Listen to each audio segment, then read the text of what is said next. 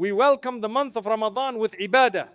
The first thing we do, we see the moon, we say the dua, we ask Allah subhanahu wa ta'ala to let the moon be seen whilst we are in the condition of belief.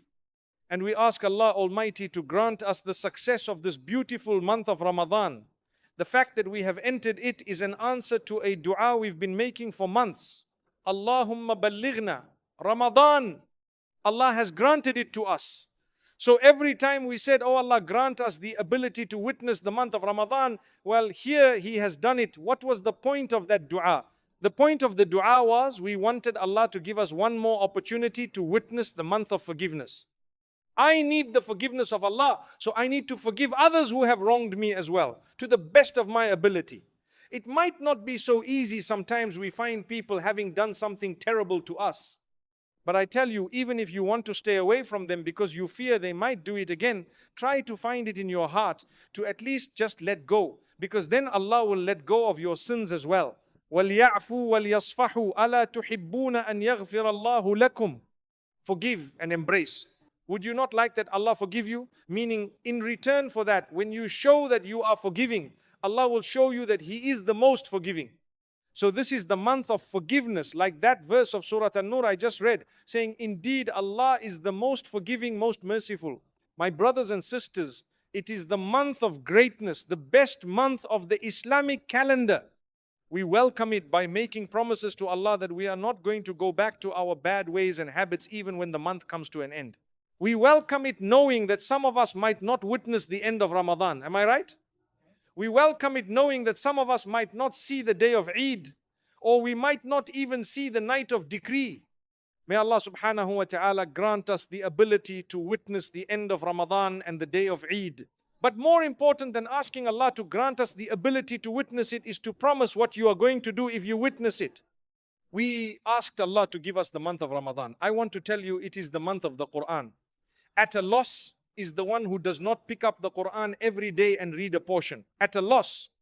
You haven't understood the month of the Quran. It might be compulsory to fast, and one might argue it may not be absolutely compulsory to read certain portions of the Quran.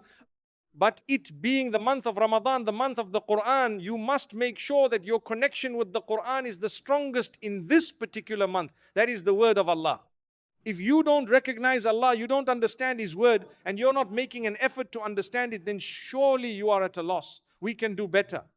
This is the month where we may not get proper sleep, and it is an honor. Did you hear what I said? This is a month where it is not a month of sleeping and eating. No, it is a month of dedication. You need to engage in extra acts of worship. That's what the month is all about. Quran, you recite it, you try to learn the meaning, you try to purify yourself, you try to correct your recitation, you try to follow what Allah Almighty has said. Similarly, it is a month where you become conscious of all your other deeds. Don't we give more charity in the month of Ramadan than in other months? A lot of people hold their zakah, which is compulsory to give it in Ramadan. And many people would like to give extra charities in Ramadan. Do you know why? The deeds are multiplied in this month of Ramadan. The reward of the deeds is definitely multiplied in this beautiful month of Ramadan. I want multiplication of your deeds. If you've been committing a sin or you have a bad habit, promise to quit it and quit it. If you are serious, Allah will grant you the ability and Allah will bless you in return. This is a month of solving matters and problems. If you have an issue at home, make sure you sit and remedy the issue, be it with your wife, be it with your family members, brothers and sisters, parents, children, in-laws, perhaps uncles and aunts, nephews, nieces, cousins, or perhaps in the community. It's a time to resolve matters to the best of your ability. May Allah subhanahu wa ta'ala soften our hearts. Brothers and sisters, it's a month of generosity. The Prophet sallallahu alaihi wasallam was so generous in this month that his generosity reached everyone, as though when the wind blows and it reaches every single person at once. Similar is the generosity of the Prophet sallallahu alaihi wasallam. What was the generosity? Not just giving but helping. Are you going to help others, or is it just about yourself? This is the month of Ramadan. In the month of Ramadan, we stay away from food and drink. We know that we stay away from permissible things. It's not haram to eat or to drink some water on an ordinary day. But in Ramadan, during the daylight, Allah says it is prohibited. What's wrong with water? When Allah says, you know what, practice restraint. Don't just become greedy. Don't be a person who is miserly. Don't be a person who sees things and wants everything, be it permissible or not. You have 50 pairs of clothes, but each time you go to the mall, you need another pair of clothes. You have 20 handbags. In fact, not 20. Someone actually told me they have 100 handbags. I don't know if they were joking or not, but trust me, nowadays with this community and society and where we're headed because of social media and everything else, I wouldn't put it past people. What are you going to do? May Allah subhanahu wa ta'ala grant us the ability to prepare for the day of Qiyamah with good deeds. People say, I've got this and I've got that. Ramadan is a month of discipline, teaching you that you don't just get whatever you want even though you can afford it. If it is a waste, leave it, help someone else. Let me explain why. Today we see people with, mashallah, beautiful homes, lovely cars, nice clothing, they smell good and they look good. When we see them, we say, mashallah, what a gifted person, they've been blessed by Allah. Just because we saw those things I mentioned, not realizing that if the person did not prepare for the akhirah by doing good deeds, then you find another person who doesn't have a home, who perhaps is struggling. No job, perhaps smelling a bit because they didn't have water to bathe, perhaps struggling a little with their health because they don't eat, they can't afford it. If that person has invested in salah and Quran and dhikr and good deeds, they have the true success of the hereafter for eternity. What's the point of me being beautiful and successful on earth and everyone wishes to have what I have, if the day my eyes close and we get to the hereafter, I see loss because I forgot to prepare for the day I'm going to close my eyes? That is the day of the greatest loss. Allah says such a person has lost completely. Who is the loser? The loser is the one who lost the hereafter more than anything else. So when you see a poor person who is preparing for the hereafter, wallah, he is better than a wealthy man who is preparing to fly on a holiday but forgot Allah. The month of Ramadan comes again and again because Allah wants us to enjoy both. Allah's telling you, you've been working hard throughout the year. MashaAllah, I want you to spend 1 month working hard towards entering the palace of the hereafter. It's not impossible. And in the palace of the hereafter, you will enjoy it. I have struggles, you have struggles, your health might be failing a little bit. My problems, you may not know them, but we all do have issues. Allah says, don't worry, prepare for the hereafter in the process. Sometimes these issues are there to tap you on the shoulder and say, come to the masjid. That's why when we have problems and we believe in Allah, don't those problems make us cry to Allah? Don't those problems soften us a little bit? So what was that? It's a gift. Allah says, I gave you a problem here so that you can enjoy there. Subhanallah. I gave you an issue here so that you can enjoy there. Some people's lives are such that they don't see a solution to their problems in this world. Allah says, don't despair, I will give you the hereafter. Do you believe? Yes, you do. Well, if that's the case, no problem. Whatever you've been through on earth, it will be a bonus for you on the day of Qiyamah. So we have the month of Ramadan to focus on building the hereafter.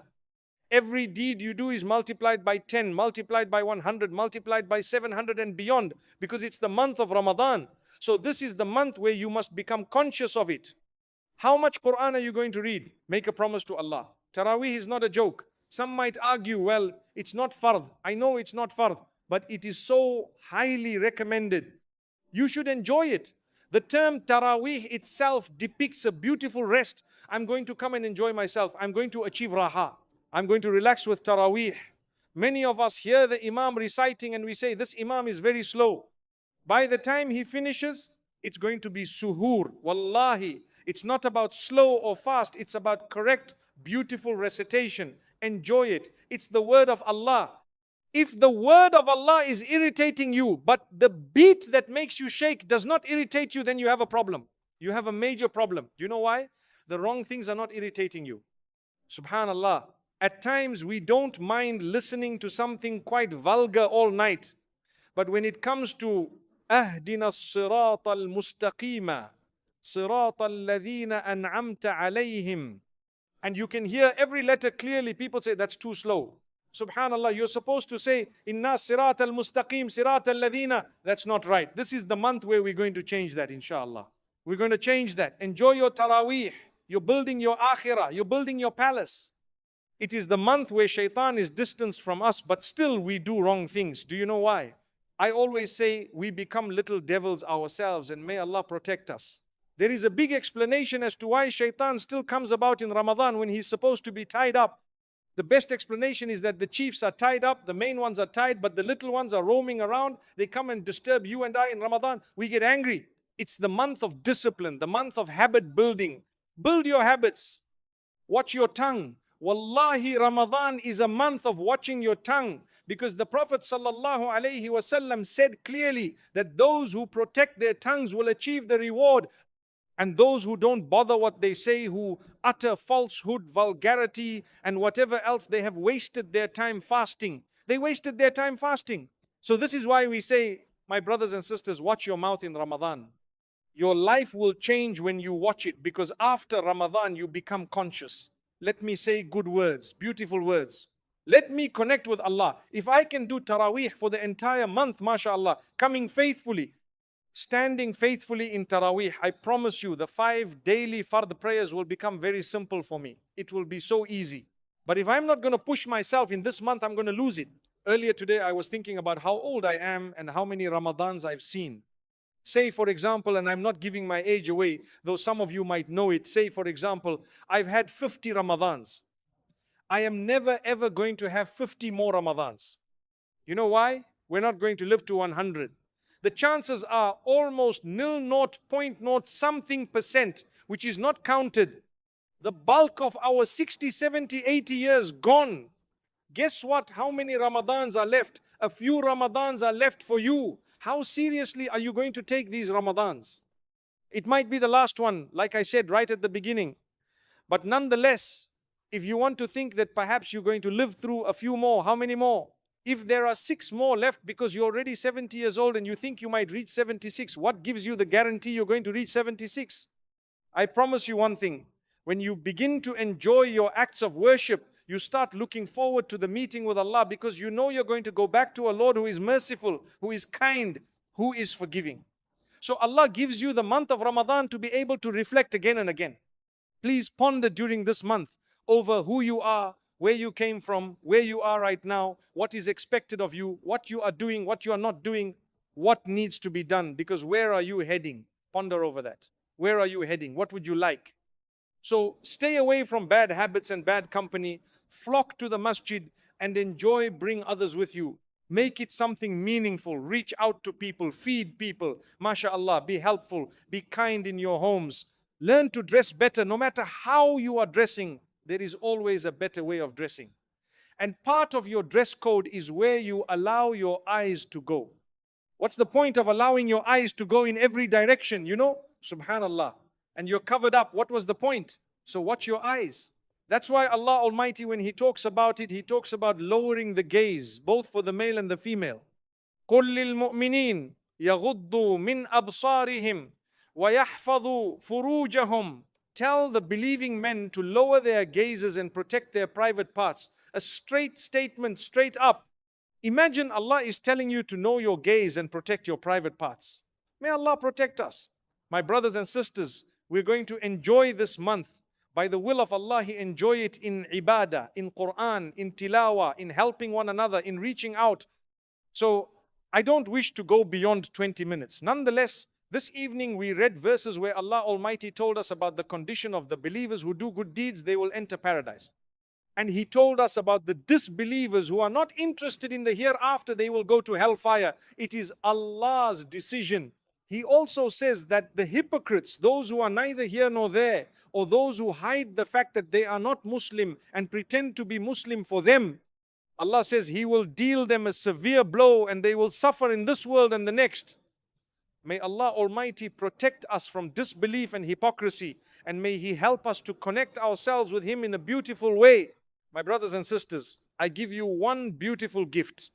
When we speak of the month of Ramadan, Allah says He prescribed upon you fasting. And at the end of the verse, He gives you the reason. He says, لَعَلَّكُمْ تَتَّقُونَ. We've heard that so many times. Every year we hear it. It means if you fast properly and you do whatever I've told you to do, the reason why I told you to do all of this is in order for you to achieve taqwa. So if you do it properly, you will achieve taqwa. If I achieve taqwa, one might ask, what will I get? Well, Allah says in the same Quran, Allah says, compete with one another, make haste towards the forgiveness of Allah and towards paradise. Paradise, whose size is greater than the skies and the earth, is prepared for the muttaqeen. That is what Allah says, u'iddat lil muttaqeen. So if you fast properly and spend the month of Ramadan correctly, you achieve taqwa. And if you achieve taqwa, you will achieve paradise, because Allah says He prepared paradise for those who have taqwa. You see the connection between the two? You are fasting. Allah says, so that you can get taqwa. Now that you have taqwa, Allah says, well, we've prepared something for those with taqwa and welcome, because now you have taqwa. So enter Jannah. Subhanallah. How do I know I have taqwa? You know if you have taqwa or not. When you are conscious of the rules and regulations of Allah, if you made a mistake or you sinned, it hurts you, it makes you regret. That's a sign of taqwa. You have to repent, that's a sign of taqwa. That's why Allah says, make haste towards forgiveness. You committed a sin, quickly repent. Don't delay, quickly repent. When an obligation is upon you and you fulfill it, that is a sign of taqwa. When I can't wait to pray and I'm so excited to do the good deed, that's a sign of piety. And I want to tell you, Allah does not accept just anyone and everyone to do good deeds. He chooses you. How does He choose you? By putting it into your heart, let me go and pray. Let me do this good deed. Otherwise, we could say, you know what, I'm so tired. I was at school all day. I went to university all day. I was at work all day. I need to sleep. Let me just quickly shower, eat, and go to sleep. What about prayer? It didn't even feature in the equation. That was Allah rejecting you because you rejected Him. Subhanallah. Astaghfiru lillah. La hawla wa la quwwata illa billah. But when a person is conscious about his income, conscious about his food, and wants to help others, automatically Allah will help him develop piety. One day you will find him coming to the masjid. And when he tastes the sweetness of Iman, he will never quit it again. Allah invites you to come and pray. And Allah invites you in such a unique way that if you feel you need to pray, if you feel connected to prayer, if you feel at a loss when you've missed a prayer, you need to know that you've answered the call of Hayya ala salah, Hayya al falah. Come to success. Whose invite is that? Allah's. Allah told you, come to success, and you are quickly coming. Wallahi, you should consider yourself honored that you came. May Allah subhanahu wa ta'ala grant us the strength and the energy to do the right things. May He always keep our hearts magnetized towards the masjid. May He always energize us to do the right things. And whenever there are wrong things to do, may He create a barrier between us and those wrong things, because man in his nature sits and schemes and plans. He plans how to do things the wrong way. Sometimes he plans to go and attend a place, perhaps the clubs or the pubs, or to earn a little bit of interest, or perhaps to commit adultery, or to gamble, or to consume alcohol or intoxicants. Man sits and schemes and plans. If you make a dua, oh Allah, create a barrier between me and sin, Allah will put a barrier between you and sin. As you want to go somewhere, suddenly you have a flat tire. What happened? Allah says, we just answered your dua. Everybody is going to be busy at the club for 2 hours and you're going to be busy fixing your tire. So don't complain, say Subhanallah, Alhamdulillah, Allahu Akbar. Take the tire out, put it back, because you need to know that was Allah. He loves you enough that you didn't end up there. Allahu Akbar. Month of Ramadan, remember, and this is the last thing I'm going to end with. Don't plan to sin in Ramadan. No way. No way. Even if you aren't strong enough to do so many good deeds, the minimum is don't sin. Don't you agree with that? The biggest gift you could give yourself is to abstain from sinning, because you are already on zero, then you can start doing good deeds. But when you start sinning, you're on -10, -20. Come on, month of Ramadan. If you are going to do good deeds, they will be multiplied. If you don't honor this month, then the bad deeds might drag you down. May Allah Almighty protect all of us.